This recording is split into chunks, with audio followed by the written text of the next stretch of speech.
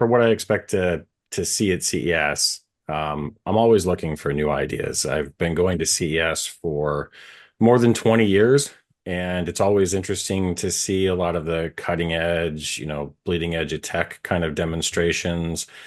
But I think this year in particular, I'm looking for manufacturers who are giving consumers either new form factors, new ways of using existing product categories, perhaps in more flexible ways. I think value is something that we've really seen consumers focus in on in 2024. And part of value is getting the most out of the products that you purchase. So I'm really interested to see if there are manufacturers who can really deliver, value through utility, especially with lots of different use cases.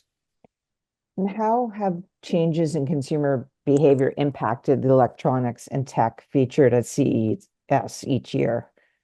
Well, I think, changes that we've seen in consumer behavior and how they've impacted the electronics technology market at CES really focus on value. Like I said, consumers have felt generally pretty negative about the economy in our survey work that we do this year, and it's affected their decision making. The types of products that they purchase. One thing that we see pretty frequently across the industries that Circana tracks is this trade down effect where consumers are purchasing products in a given category.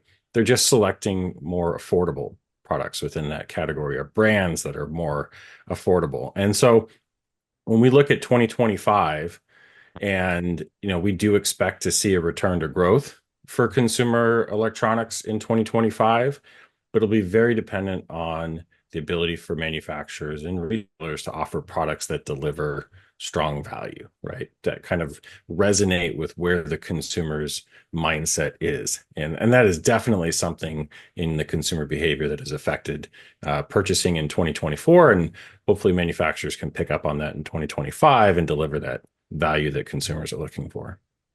And what's next for Circana? For Circana, we are very excited to showcase the latest update in our Future of Technology forecast, which we'll be releasing at CES this year. So that'll include our new outlook. Twice per year, the Circana analyst and analytics team gets together and updates our view of the market looking ahead.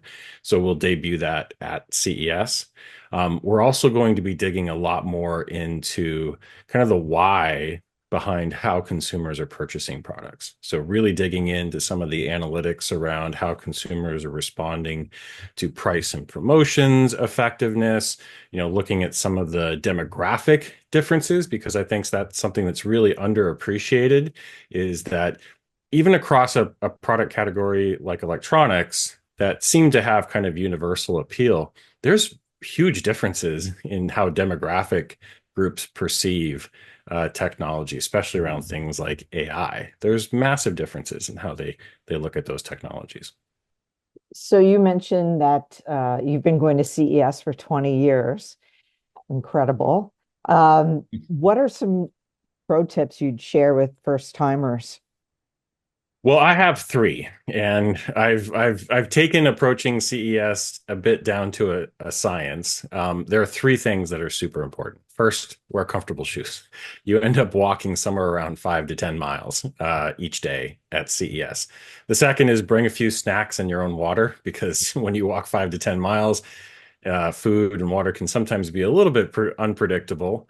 And finally, and this is probably the most important one, if you have a lot of meetings, give yourself more time than you think you need in between meetings at CES. If you have meetings between the hotels and the convention center, plan for at least 30 minutes.